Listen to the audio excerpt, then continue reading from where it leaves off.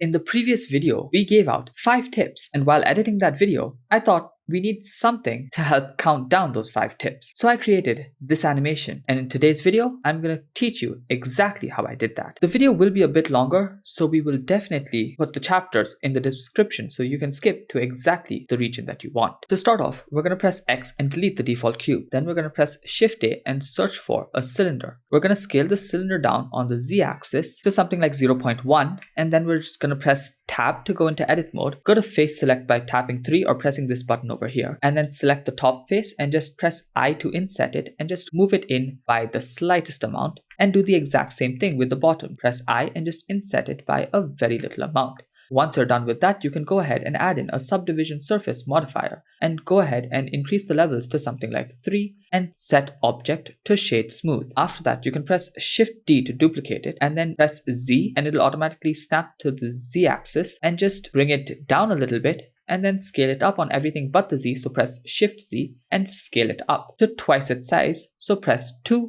enter. Now these are going to be our platforms, and along with the platforms, we have to create our spotlights to go on the platforms. So I'm going to go ahead and hide these 2 cylinders for now while I create the spotlights. Now we're just going to create a very rudimentary version, and you can go into a lot more details and use better topology, but this is what I'm going to do for now. So we've started off with a base cylinder. We're going to tap to go into edit mode. We're going to select the top face and scale it down to something like 0.75, and then press I to inset it, bring it in, and then E and grab it down quite a bit. After that, we can press Ctrl R to add in a loop cut and go right to the top and click enter, and then press Ctrl R to add in a loop cut and go right to the bottom and enter. After that, select the bottom face and then press I and just inset it a little bit, then extrude it inward a little bit, and then tab to go back into object mode. Then you can go ahead and add in a subdivision surface modifier and increase the levels to something like 3, and of course go to object shade smooth. If you feel like you're having a few artifacts like this, again tab, select that top face, and then just press I to inset it, and then tab back out, and the artifacts will be gone. So this is our base spotlight. So we're going to grab it on the Z axis and move it up. And we require a base for the spotlight. So we can press Shift A, mesh, cylinder, and do the exact same thing as before. Or we can just unhide the original cylinder, Shift D to get a new version. Then we can hide the original cylinder again. And this time just scale this up till it's just larger than our spotlight. And this is the base on which the spotlight is going to rest. Once you're happy with that, we can go ahead and add in something to actually help this spotlight turn. So to do that, we're just going to press Shift A, curve, and search for the Bezier curve. And you can't see that because it's hidden by our base. So let's just rotate it on the x-axis by 90 degrees, grab it on the z-axis and move it up. And to help see it better, we'll just go ahead and hide our actual spot lamp. Then press 1 to go to the front view, press tab to go into edit mode, select our left vertex, rotate it on the y-axis by 45 degrees to make it flat, and also scale it up so that both of them are of the same size. Then you can rotate this on the y-axis by 90 degrees to make it perpendicular, and then grab it on the y-axis and just move it to the side. Then you can go ahead and bring your spotlight back, and then tab to go into edit mode, select this one and press E to extrude it and enter, then rotate the extruded version on the x-axis by 90 degrees. Then you can grab it on the y-axis and just move it in front, and you see it goes up like that and curves in, and we don't actually want that, so we can go to control points and set the handle type to vector, and you'll have to do that for this handle as well. Control points, set handle type, vector. And now you have a straight line. Now you can press tab to go back into object mode, grab it on the y-axis and just move it a little further back. And this is what's going to be holding up our spotlight. So you can go to the curve properties over here, and under geometry, you can go ahead and increase the bevel depth to something like 0.02 or 0.05. And then we can press Shift D, and we want it to rotate about the 3D cursor. So we're going to change the pivot point to 3D cursor, and then say RZ 180 degrees, and now you have the other side. Now you can select both of them and go to object, convert to mesh, and then shift select the base and then shift select the top cylinder and press Ctrl J to join all of these into a single mesh. That way they also get the modifiers, and they get the subdivision surface modifier, and they curve as well to make this particular object. Now we can go ahead and add in whatever is going to be the actual rays coming out from the spotlight. So we're going to press Shift A and search for a mesh cylinder again. This time we're just going to scale it down by a little bit till it becomes the size of this top ring. So we can actually press 7 to go into the top view and just scale it down till it becomes the right size. And then you can grab it on the Z-axis and just move it up, and then press tab to go into edit mode. With the face select on, select the top face, then grab it on the Z-axis and just move it up and scale it large as well. And remember, don't scale it from the origin or the 3D cursor, change it from its individual origin. So select this, change it to individual origins and just scale it up. And now you have the light that's going to be coming out. Let's actually grab that on the Z-axis a little higher, and that seems fine. Now we can select our original lamp, press tab to go into edit mode, switch on transparency, and you can see exactly where the origin is. And the origin remains exactly there because that is where the object that was selected last when we actually joined everything was, which is exactly where we want it, which is why it's important that you select the spotlight last. However, we want to set the origin of our new cylinder to that same spot. So how we're going to do that is we're going to select this object, press Shift S, cursor to selected, and then select our light beam object, go to object, set origin to 3D cursor. So now they both have the same origins. And now what you can do is press tab after selecting the original spotlight, tap L to link select everything that's there in the actual spotlight object. Press 1 and just rotate it on the y-axis by whatever angle you think is necessary. So let's say minus 50 degrees is what we're going to keep it at. So now when you tap back out, you can select your original cylinder and then rotate that as well about the x-axis or the y-axis by that same amount of minus 50 degrees. So that way the actual tilt should remain the same. However, in my situation, it's come down a bit, and that's probably because I hadn't aligned it properly at the start. I'm just going to go ahead and grab that on the Z-axis till it becomes centered over there, and that should be fine. Now, of course, you could go ahead and join these two, but I do not want to do that because I want to keep the textures separate and things like that. So I'm just going to go ahead and press Shift, select this one and press Ctrl P, set parent to object. Now we can bring in our original base back, select our spotlight and just scale it down to about the right size. So that seems about right. Grab it on the Z-axis and just bring it down. Press 1 to go into your front view. Grab it on the Z-axis and just move it above our second base, and then grab it on the X-axis and move it to about the center over there. So that's what we currently have. Now we want to select both of these and duplicate them and create an array around this. But before that, I do want to change the sizes up a bit. So I'm just going to select both of these and just scale them both. So just these two cylinders on everything but the Z-axis. So I'm going to press S, Shift Z and just scale them up by 1.5. Then I'm going to grab this, grab it on the X-axis and just move it midway. So there we have it. And now Shift select both of these, press 7 to go to our top view. And the origin is still at the center, even though it's placed higher, it's still just above the center. So we don't have to change it. But if you do want, you can press Shift S, cursor to world origin, and then you can go ahead and change the rotation mode to 3D cursor again. And this time press Alt D to create a linked duplicate and then say R, Z, 45 degrees. And now you can press Shift R till you get 8 of these. So Shift R will repeat the process. So now that you have your lights and your cylinders, we can go ahead and create our actual text. So to do that, we can go ahead and hide all of our peripheral properties. So let's just switch on transparency, B for box select everything, and then tap M to create a new collection. We'll call this collection as Peripherals. Click OK, and then we can go ahead and just hide the peripherals. Now we can press Shift A and search for a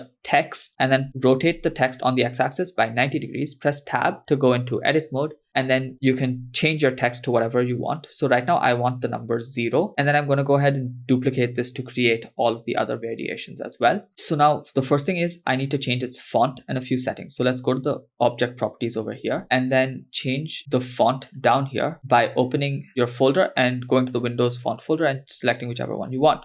I'm going to go ahead and use Bank Gothic Medium. And the next thing that you want to do is change the alignment from left to center and even the vertical one to center. After that, you can just grab it on the Z-axis and move it up a bit. And under the geometry, you can go ahead and just extrude it by a little bit. So maybe I'll extrude it by 0.05 meters. Now that you have this done, you can press Shift D to create another text object, which is going to be the exact same. But this time you're going to change the fill mode from both to none, and you're going to increase the offset to 0.01. So then you can Shift select the original text, press Ctrl P and set parent to object. So now if you move the original text, you're going to be able to move the other one as well. So before we actually duplicate these, I want to give them their own materials. So go to the materials properties over here and just add in a new material. We're going to call this as inner text. I'll deal with the materials a bit later, but we have to set this so that they get copied to all of the other numbers as well. Now you can select the outer text. If you're having trouble selecting it in the viewport, you can always use the outliner to help you with that. And since you've parented it to text, it'll be underneath text. So you'll have to expand that. Add a new material and call it outer text. And with those two done, you can go ahead and select both of them, both the inner and outer. And you can press Shift D, X, and move it by something like 2 units. You have to make sure that it's fairly outside, but 2 units should do. Once you're happy with that, you have to change the numbers accordingly. So we're going to press tab, press backspace and tab 1, tab back to object mode, then select the outer one, tab 1, tab. And that way you now have 1. Select both of them. And remember, because you've selected both of them, they're going to be parented to each other in the right manner. So now you can select both of them, Shift DX, again, 2 units, tab 2, select the other one, tab 2, and then do this for all of the numbers. Now I've completed doing it for all 10 numbers. We have 0, 1, 2, 3, 4, 5, 6, 7, 8, 9, 10. Once you're done with this, you can go ahead and place all of these into their own collection. So just switch on transparency, B to box select, select all of them, and then tap M, new collection, and we're going to call it numbers, and then press OK. So now you can go ahead and collapse numbers, and you can switch on peripherals as well. Remember to save your file from time to time. So now that you have everything in the scene, you can go ahead and place your camera. So press Alt G and Alt R with the camera selected to clear location and rotation, then rotate it on the x-axis by 90 degrees, grab it on the y-axis and just move it back, and then press 0 on your numpad to go into camera view, and then you can grab it on the Z and just move it up to something like that, and that should be all right. Maybe grab it on the Z-axis down a little bit. So this is the positioning that I want. Now I want all of the numbers to actually be a bit higher, and what I'm going to do is control all of the numbers using one single empty. So I'm going to press Shift A and add in an empty arrows, and I'm going to grab the arrows up on the Z-axis to somewhere like that, and then I'm just going to select all of the inner numbers. So we don't have to select the outer numbers, just the inner numbers. Then finally Shift select our empty and press Ctrl P, set parent to object. So that way, when we actually move the empty around, all of the numbers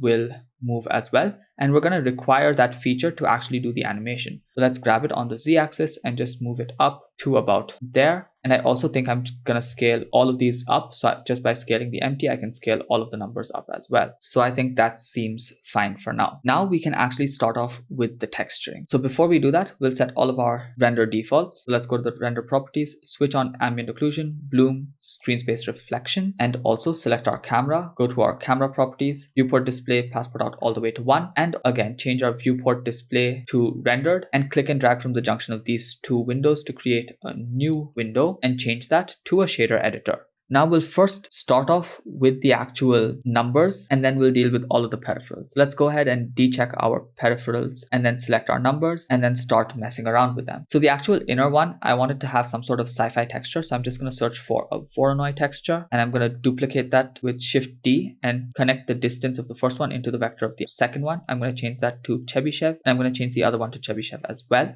And I'm going to pass both of these through a color ramp so that we have some control. The distance output is going to go into the color ramp, and this is what's going to actually go into the alpha to give it that sci-fi holographic look. But when we actually place it into the alpha, we won't see actual transparency, and that's because this is an Eevee and we have to make changes to the material settings. So let's go to the material properties down here. Go all the way down, and the blend mode, we're going to change it to alpha blend, and we're going to switch off show backface. So now if you look at it by zooming in, you should start seeing differences. However, we currently don't see anything, and that's probably because we have to play around with the scale some more. But before playing with the scales, we also need some sort of light to actually see it. So we'll select our default light, press Alt G to clear its location. Then we're just going to grab it on the Z axis and move it to where our numbers are going to be. So this seems about right. And we're just going to increase the radius quite a bit till it engulfs most of our scene. So maybe a radius of 4 is going to work, and then reduce the power down to something like 100. Now let's select our material and just play around with the scales. So let's zoom in and just increase the scale. Okay, so now you can clearly see it's starting to be seen. So let's increase the scale to 15, bring in the black a little bit, and then we'll also pass this into our emission strength, but we're going to pass it through a math node set to multiply first. So let's search for a math node, set it to multiply, and then pass the color into the first socket and increase the value to something like 10, and pass this value into the emission strength, and then change the emission to a slightly desaturated bluish color. Now we can go ahead and play with the scale a little bit, increase the black slider a bit over here, and this is the material that we get, and I'm quite happy with that. What I also want to do is go to our background world properties over here and just reduce this to a much darker gray. That will help all of the colors that we're about to use pop. Now that we have that set, we can select our inner number or the outer number and then give it its material. For that, we're going to go ahead and delete the principled BSDF and search for an emission shader, and we're just going to plug that into the surface, give it the same desaturated blue color, and just increase the strength to something like 10. You switch off overlays, this is what we have. Now comes the interesting part of the tutorial. We want these to appear only when they come in the center, and we want to do that using the shader nodes so that it's much less intensive on your CPU. So the first thing that we'll do is switch on peripherals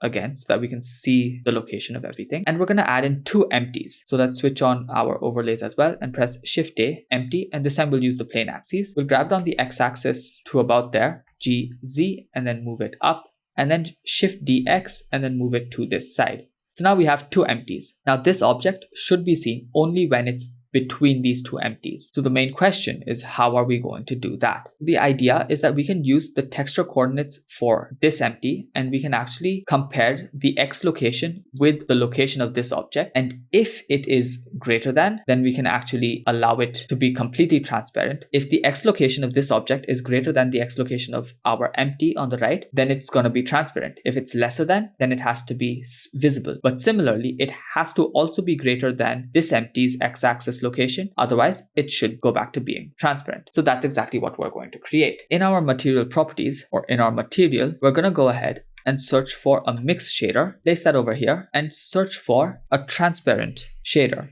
So a transparent BSDF, and we can just plug that in over here. Now we can search for a texture coordinate nodes, place that up here, and for the object, we can go ahead and select this empty, and now we need to separate out the XYZ. So let's search for a separate XYZ node, take the object value, plug that into the vector, and we're just going to be using the X. But now we need to compare it with the original object. So let's take this texture coordinate, Shift D, and place that down here, and just remove the object of empty, and that way it'll take its own object, which is exactly what we want. But we also need to separate out its X. So let's duplicate the separate XYZ, take object, plug that into the vector, and now we have the 2 X values. Now we need to actually compare those. So we can use a math node, and we can set that from add to less than or greater than. We'll see which one works better as we play with it, but let's start off with less than, and now take the X value of this and see the X value of this. So right now what it's checking is if the X value of our original object is less than the texture value of this object. So if it is lesser than, we want it to actually show the principled BSDF. So if we plug this in right now, it should show the transparent, but let's see what it shows. And you can see it is transparent. So what we can do for now is just plug the transparent into the top shader, or we could change that greater than to a less than, or the less than to a greater than. So now if we actually take this object and move it beyond this empty, we should be able to see it disappear. However, we're not going to be moving just this. What we're going to do is we're going to choose our empty controller that we have over here, the plane axes. We'll call this as controller, and we're going to grab that on the x-axis, and it should become transparent. So clearly you can see as it's moving beyond this, it does become transparent. So that is what we want. So now let's take the controller and Control Z that again. However, now we need to see such that it goes away when it crosses this as well. So let's do that. We're going to use the same texture coordinate nodes and the same separate XYZ. So this is going to remain the same. However, we need to see the X coordinate of the left empty. So let's go ahead and duplicate this and press Shift D, bring that up here, change this to the left empty. And now let's compare these two. Let's select this and press Shift D and change this from less than to greater than. And now let's take the X of this and the X of this, plug that in here. And since we want both of these to happen simultaneously, that means it has to be less than this and greater than this, and is always denoted using multiplication. So we can search for a math node and we can set it from add to multiply, and then we can plug this in here, and then take this output value and plug that into the factor of the mix shader. So now it is visible. Let's select our controller from here and then just grab it on the x-axis and move it to the side, and it does disappear, which is exactly what we wanted, and that is perfect.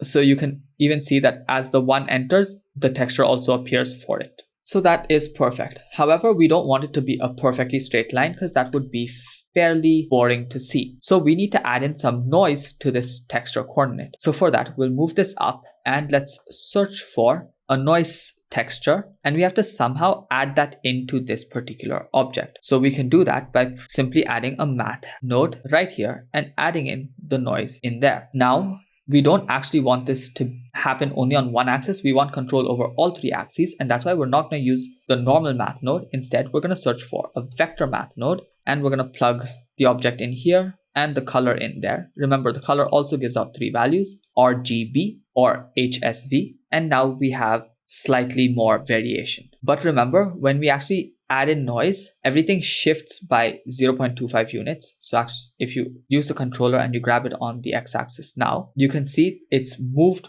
quite a bit to the right of the right controller. So we're going to have to change that.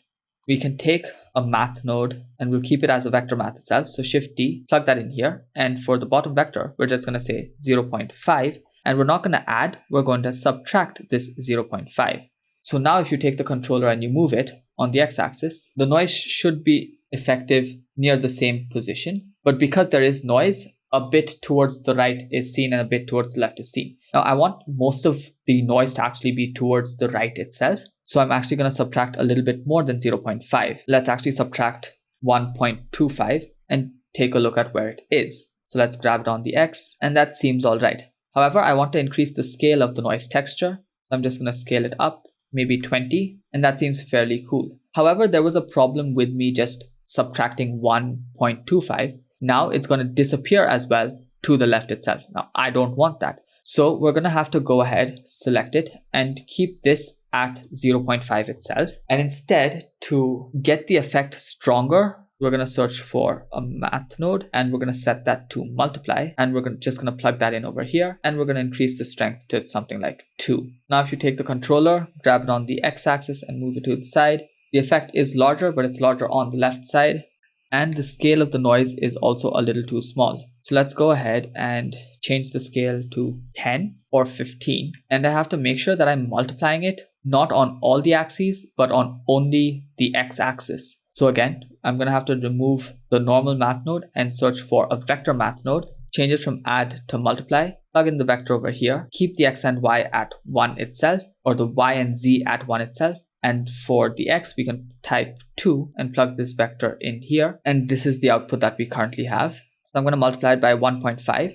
And I just want a little bit more control over the noise texture. So I'm going to search for a color ramp, plug that in here. And I'm just going to bring the white in a little bit. And now if I take the controller and move it around, it should look fairly cool as it disappears and appears. I have decided to subtract 1 itself. So now if I select the controller, it appears around there and it disappears about there. If you don't want it to disappear there and you feel like that's far too ahead, you could just take this controller and move it closer. So that is exactly what I will do. I will take this controller and grab it on the X and just move it to about there. So now if I take the controller, grab it on the X and just move it, it starts disappearing right there itself, which is absolutely fine. So now I have to do this for the other material as well. And instead of having to duplicate everything, I'm just going to create a node that does this for me. So I'm going to shift all of these parts up, and I'm going to press Ctrl G to create a new group. I'm going to call this as disappear. I can also label it as disappear. And now I can press this button to go back to our actual nodes. And we have this nice little disappear node over here. So now I can press Ctrl C and then go to the outer text, and simply in between this and this, press Ctrl V and add in my node group right there. And now even that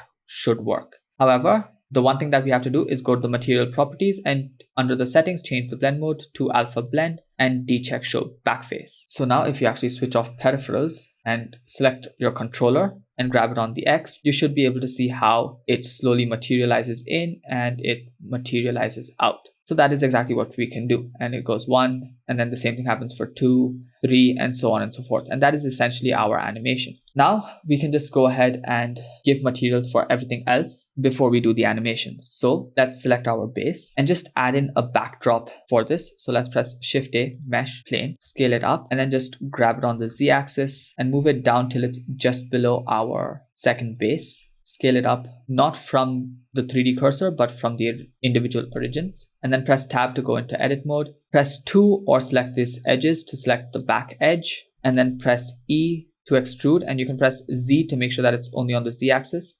Then you can select the junction and then press Ctrl B to bevel, and then just bevel it a bit, and then use your scroll wheel to add in a lot of subdivisions, and then press tab to go back into object mode, and you can click object shade smooth. Now you can go back to your camera view, you can select it, and you can actually grab it a bit forward on the Y axis and switch off overlays to see what we currently have. Okay, now let's go ahead and add in the material for our lights. So let's press new to add in a new material. And since we've actually linked copied them or linked duplicated them, any changes will be affected to both of them. So here as well, we're going to go all the way down and change the blend mode to alpha blend. And then we're going to press Shift A and search for a gradient texture. And now we can press Ctrl Shift click to actually see what the gradient looks like, and that's absolutely not what we want. So we can press Ctrl T to get the texture coordinate and mapping nodes with the node wrangler switched on, of course, and then you can connect the object to the vector, and currently this is what it looks like, which is definitely not at all what we want.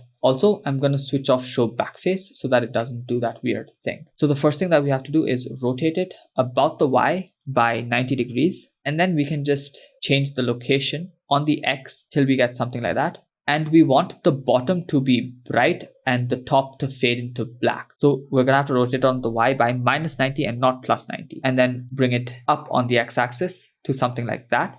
But then we can scale it down on the Z axis to actually get a much better fall off. And along with that, we're gonna have to go ahead and play with the location on the X axis as well. So I'm gonna reduce the Z to 0.1, and the location on the X is going to have to be something like 2. And in fact, instead of 0.1, I'm going to go even lower and go to something like 0.02. And that gives this a really nice fall off. So once you have the fall off exactly how you want it to be, you can go ahead and plug this directly into your alpha. And then you can Control Shift click your principled BSDF to see what you have. Now, of course, you don't want it to be like this. You want it to be light. So we're going to have to increase the emission to the blue color that you want, change the base color down to black, roughness down, and just increase transmission as much as you can. So that's how you get the lights. In case you feel like it's still a bit too strong, you can pass this gradient texture through a color ramp, and then you can take the white and actually just reduce that, and that'll make it more and more transparent. So I think something like that seems about right. Note that I also added in a layer weight node and plugged the facing value into a color ramp node for better control, and took the output of that and multiplied it with the previous output, just so that the edges of our actual rays fade out a little better. So you can press 0 to go back to your camera view. You can also change your shadow mode to none, and we're going to have to check show backface to actually make it transparent in this particular scenario. So this is what we currently have, and I think that looks perfect. However, we need the bases of each of these to be bright blue. So let's select these. And this is something that we should have done right at the start. The way we gave the materials to our text, we should have given materials to these as well, but I haven't done that. So I'm going to manually do that now, which is select this, press tab, go to face select this inner one, and just add in 2 materials. And for the second one, we're going to go ahead and hit assign. Now the second one, we're going to remove the principled BSDF, Shift A, search for an emission texture, plug the emission into the surface, and change the color to a nice bluish color, and increase the strength to something like 5. Now you can tab to go back into object mode, and apparently that did update for all of the other materials as well. And I guess that's because we had it as linked duplicates. So now the next thing that we have to do is give the outer material some material. I want them to be a lot more metallic. So you can increase the metallicness, reduce the roughness a bit, and change the base color to something much darker. These stuff are generally black or a very dark gray, and that seems about all right. Now the next thing that we have to do is give the floor its own material. So I'm going to click new to add in a new material. And again, I'm just going to go ahead and increase the metallicness all the way to 1, reduce the roughness quite a bit. And I think I'm just going to leave it like that for now. I'm going to then select our base cylinder, select this one, Control L, link materials, and then switch off overlays. This is what we have. Looks fairly good, and the lights from underneath gives me an idea that, okay, maybe I should go ahead and add in some lights underneath these. So I'm going to press Shift A, curve, Bezier circle, and switch on overlay so that I can actually see it. Okay, then just scale it up till it's just smaller than this. Then grab it on the Z and move it till it's just below. So that seems about right. And then I'm going to go to the curve properties, go to the bevel depth and just increase that to something like 0.02, give it a new material. Of course, the material is not going to be a principal BSDF. So let's delete the principal BSDF and search for an emission shader and plug that into the surface. And we'll let it emit white itself for now. And seeing that this is coming out here and not there, I feel like my camera might not be centered. Let's just select my camera, go to the object properties here, and my camera is centered, though something isn't. If I press 7, you can see that the circle itself is not centered. I don't know why that happened. Let's press Alt G to clear its location, then press 0 on our camera, and then grab it on the Z and just bring it down. And I think I'm going to keep that as white itself. Then I'm going to press Shift D and I'm going to scale it up. Then grab it on the Z axis and just bring it underneath our base plane, or the outer edge of this plane also looks pretty good. So I think that seems pretty nice, but I want to increase the resolution. So I'm going to increase it to 64 and I'm going to do the same thing for this Bezier circle, increase it to 64. And that should just allow for a smoother curve. Maybe I'm going to Shift D our Bezier circle 001. So Shift D, scale it a little bit more, and then GZ and bring it down to about there. And make this one blue. So I'm going to add in a new material by duplicating that and just make this bluish. Awesome. So now all we have to do is actually animate this empty. So we can go ahead and set all of our animation defaults. The frame rate is going to be 30 frames per second and there are 10 numbers. If I want each number to be there for a second and the transition to happen over a second, it's going to be 20 seconds long. So the end frame has to be 600. Now the output folder, you can save it wherever you want. You have to change the file format to FFmpeg video. And of course the encoding can be changed from Matroska to MPEG-4 with an output quality of perceptually lossless. Along with that, I believe I'm going to render it out in 4K. So I'm just going to increase this to 200%. Now let's increase our timeline over here. We can bring this down. And I think our base plane can actually get a texture. So let's go ahead and add in a new material. And this time let's search for the same Voronoi textures. Let's plug the distance into the vector, change this from Euclidean to Chebyshev. This one also can go to Chebyshev, search for a color ramp, plug the distance into the color ramp, and this we can plug into the actual height. Let's search for a bump node, take the color output from this and plug that into the height and the normal into the normal of the principal BSDF. Let's see what we have. Okay, that's something. Along with that, let's just increase the metallicness a little bit so that there are really nice reflections, reduce the roughness quite a bit. And now let's play around with the scale. So I think we can actually use the object coordinates. So Control T and switch it from generated to object. And now we can scale this up to something like 50. And this one can also go up to something like 20. Okay, so I think that does add a bit. It'll also probably lag my 4K renders as well. So I'm actually not going to put it into the bump. Instead, I will put it into the roughness and let's see how that works. All right, I think I like that a little better. However, the back being lit would have also been nice. So I'm going to take the light, Shift D to duplicate it, and then just grab that on the Y-axis and just move it back to about there. GZ, okay. And that makes the hologram look better as well, having some nice backlight, but I don't want it to be this strong. I'm just going to reduce the power quite a bit and give it a slightly bluish tint there. Okay, so I think this looks perfect and I can actually go ahead with the animation. Let's select the controller. Let's go to frame 0 and let's grab it on the x-axis and just move it till the 0 is completely out of view. That's about there. Press I, location, go to frame 30 and then press GX, bring the 0 into the center, press I, location, then take this keyframe, Shift D it for 30 frames and then go to frame 90 and then say GX and just move it till 1 comes right into the center and then press I, location, take this keyframe, Shift D there and then go to frame 150, GX, I, location, and just repeat this for all of the numbers. Since I also added in a blank slate before anything comes in and a blank slate after everything goes out, it actually ended up becoming 690 frames long, which is 13 seconds long. And another thing that I noticed is that I haven't gotten rid of the shadows for these materials. So what you can do is just select the materials, go down to the material settings, and of course change the shadow mode to none because these are holographs and light sources. They should not be having any shadows. You can select both of them and just change the shadow mode to none. And that way you're all done and the only thing you have left to do is render out your animation. I really hope that helped you. It took me about 5 or 6 recordings to actually get this properly. And after creating it, I don't even know if I'm going to use it for the video that I just released yesterday. But it's all right. Hopefully, you learned quite a few techniques from this particular video and you can use it in your own creative processes. So until the next video does come out, don't forget to stay creative.